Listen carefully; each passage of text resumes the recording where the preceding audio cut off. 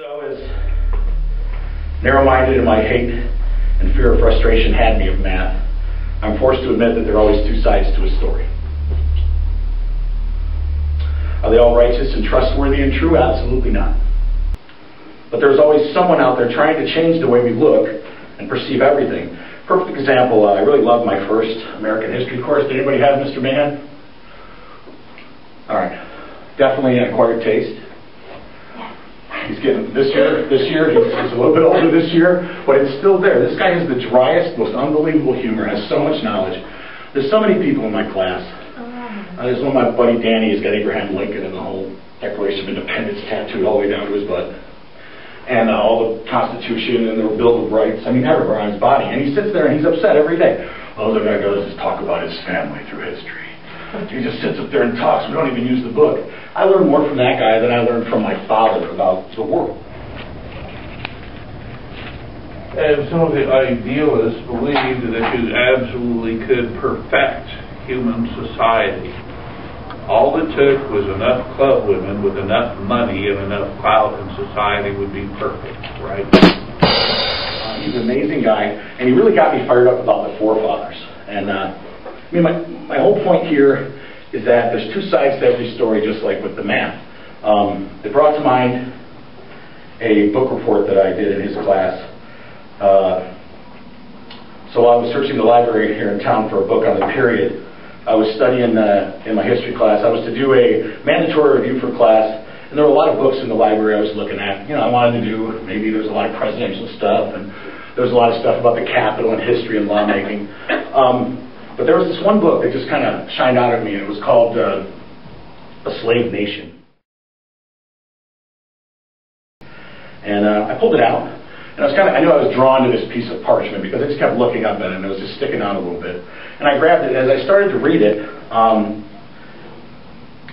I saw that there was a different look and outcome of slavery and the revolution, and you know, that dark-sided thing that we always hear. No matter what good side of things we hear in life, we always hear that there's this corruption and conspiracy behind it, that why it existed. This book was completely from the left, and it was a huge attack on these great guys that I just become to love, these forefathers, the guys who, at a very young age, wrote the Declaration of Independence and the Constitution, and just freed us from Europe and a disgusting place that just lived off people's suffering. For God, the story the book tells me, as far as what you know, remember what you know about American history and about the Revolution and why we pulled away from England because of tyranny, because of taxes, and because of control. And we just wanted a better place. So, this is England. There's Ireland up there, in case you're Irish. And there's New York and Florida. All right, so what happened was this slave named Somerset, he got on a boat with his master, and he went over to England. And the minute he got off the boat, he was freed. And slavery had already been, abolition had already come to England. So when he stepped there, he was free. So he took it into the courts in England, and the English said, you're right, you're here, so you're free. So this book is saying that all the forefathers, the people that were in charge of the colonies,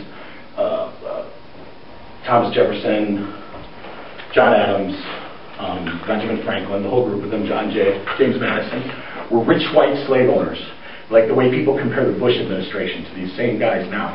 And that the only reason that they decided to break away, and they got all nervous, they were like, well, kind of like trends come from California and New York, they work this way. Well, back then, trends came from England. Things that happened from England, they would hear news from. They knew were coming their way as far as laws and the change that filtered over because they were, you know, these were actually, the 13 colonies were actually just stores. They were all just charters. They first started out, they were businesses to bring things we had here to England, food and supplies and different things they didn't use, potatoes and soups and stuff over there. It's just really bad. And over here we had this plethora of unbelievable food that we brought over there. But, off my point again. The book says that we broke away because they got nervous. They thought, hey, well, they're fleeing the slaves over here, and everything we got is based on slavery and trade.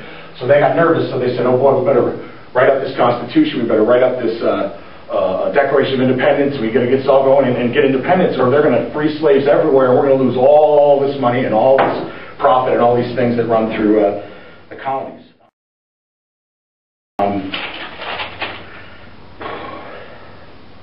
The author tries to shatter what they call myths taught to all grade school students in American history classes concerning the reasoning for separation from British rule. I like the book because I like to know both sides of a story and how things are perceived and the truths to different men. This book attempted to shatter my vision of the visionaries that I had newly found in my time here at university to be men of insight, compassion, and honor. I will not take their reasoning. I will not take their timely affairs, and I reject what I see today, 2 centuries later, the apparent nation of free men, free women, and free children. A nation where our past is our passion and our pride. This book completely stinks to the left and is reviewed and praised on the internet by hate mongers who compare rich white slave owners to the Bush administration, which I talked to before. Man in his time has felt the pain of oppression. In time, man will continue to fight evil. I don't need to be told the reasoning for the creation of the United States of America. I'll just rent a car and travel from coast to coast. A free man, uninhibited and free. That's enough. God bless the fathers of this nation. Their ends justify their means. If I could get a message through to all these guys, to the great beyond, I would whisper slowly across the bending grass at their graves, we are Sparta. But a lot of the legislation that comes out of this period is at the state and city level. Progressivism is really far more dynamic and far more effective in communities and in states and at a local level. So much for your math lesson. John? Yeah. So if you have facts and you say it's okay to print propaganda in a book and feed it to our children instead of telling them the truth because the end justifies the means, do you really believe that? No, what I'm saying is that there's always another story, an evil story about what happened. We're supposed to believe this patriotic men, they fought and they... But, you know, George Washington was like the Bill Gates or who's the richest guy in the world?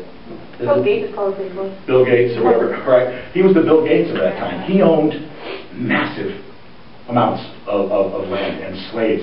And he was so rich, he was like rich beyond demand. And even he said no to get involved with the revolution until he saw taxes coming and he saw the King of England starting to bring ships over and start to barricade out different ports. And George Washington finally looked and said, you know, hey, I'm going to lose all this. So he decided to be the general and was, you know, who he was in history. But the book is saying that, you know, there's always a dirty end of it. These great guys who you've been taught, whatever. But in the end, to me, it's all timely. When people bitch and moan about slavery, then was then and this is now, and we need to separate ourselves. You got to look at things in history timely. Back then, it was accepted. Men were cruel. They lived off of each other since the beginning of time, and they first organized. And you don't see that going on now in this modern world, only in a different kind of timely way. Yes, it's endless.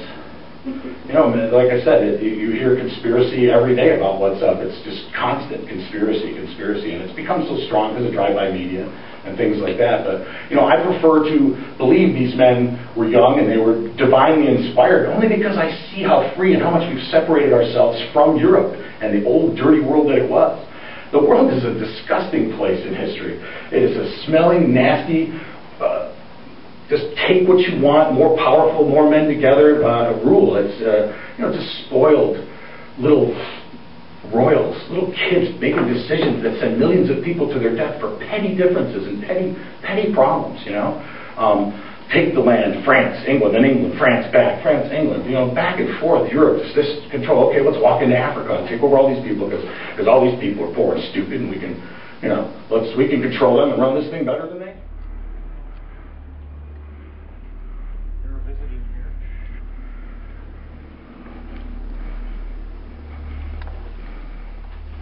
Documentary of people that aren't aware that we're making a documentary.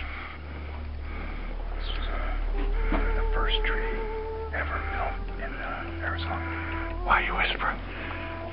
It's not a church. Oh.